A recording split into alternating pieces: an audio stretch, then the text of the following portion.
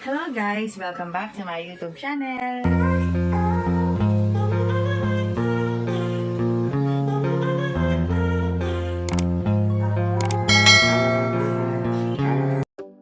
Jonah Sabete ng Petrogas masyado nang nababash ngayon.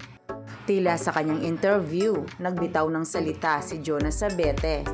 Nakalaban nga nila noong November 16 ang Chocomucho. Sa 3 set lang ay natalo sila. At heto na nga ang update sa team standings. Nasa rank 2 na ang Chocomucho, 6 wins and 1 loss.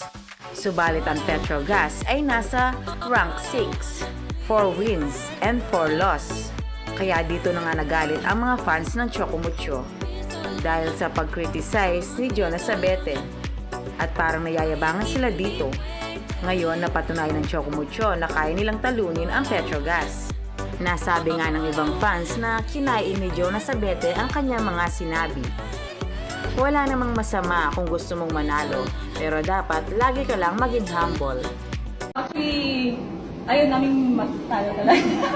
Which is, dedicate din namin kay coach talaga yung game na to. Siyempre, tumutuloy naman na hindi pa talaga sila nanalo sa amin. Like, pinangatawa namin yun, like, never, or kung makurang set, basta hindi talaga isa sa amin ni Choco.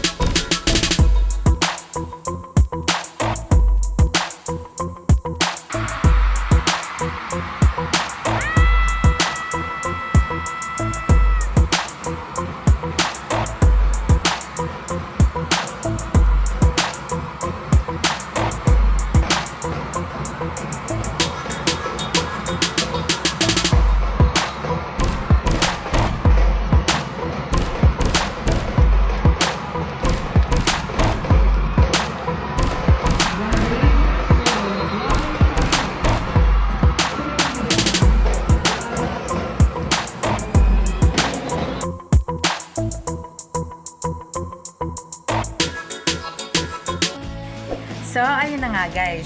Kung nagustuhan mo ang video nito, huwag mo naman sanang kalimutang mag-like at mag-subscribe. At pakipindutin mo na din ang notification bell para lagi kang updated sa aking mga videos. Thank you! Bye!